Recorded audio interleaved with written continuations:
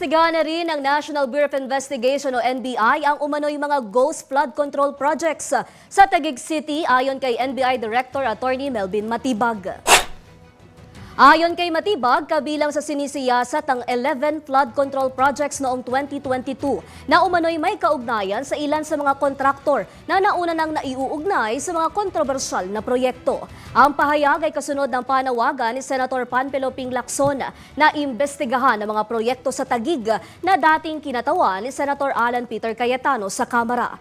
Nauna nang kinwestiyon ni Cayetano ang timing ng investigasyon ng NBI sa 2019 SEA Games. Lalo't nakatakdang tumistigo si Matibag ngayon sa impeachment trial ni Vice President Sara Duterte. Kaso ng marine biologist na pinatay sa kanyang bahay sa Negros Oriental, case solved na ayon sa PNP. Ang buong detalye ng balitang yan ihahatid sa atin ni Allen Ibanez mula sa Camp Crame.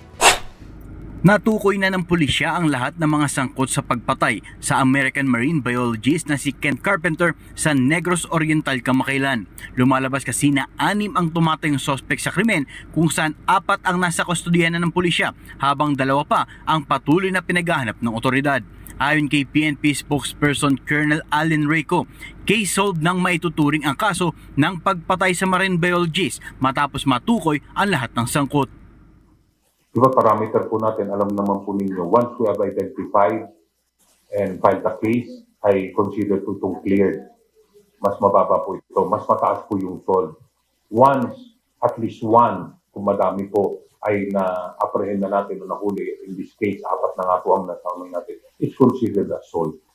Bukod kasi kay alias Eden na nauna nang nabanggit na pinaghahanap ng pulisya, patuloy rin na tinutugis ang kapatid nito na lumalabas na sangkot din sa krimen. Noong nakaraang linggo, pinasok ng mga sospek ang bahay ni Carpenter kung saan binaril ito sa ulo. Sa ngayon, patuloy pa rin ang isinasagawang investigasyon ng otoridad sa mga posibleng anggulo pa sa krimen maliban sa robbery. As of now, wala pa po tayong nakikita to indicate otherwise yung na maybe you are talking about yung connection sa work niya, wala pa po tayo nakikita na ganyan. Although lahat nga tinitingnan natin, hindi pa po tapos ito. It doesn't mean that we have identified and we have 5 cases na tapos na po ito. We will continue investigating the case.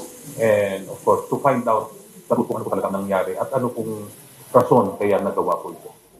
Patuloy naman na inaantay ang resulta sa isinagawang mga swab test ng pulisya sa mga naaresto na hanggang sa ngayon ay nananatili pa rin sa crime lab sa Campo Crame. Ako, si Allen Ibanez para sa GATV News. Maraming salamat sa iyo, Allen Ibanez.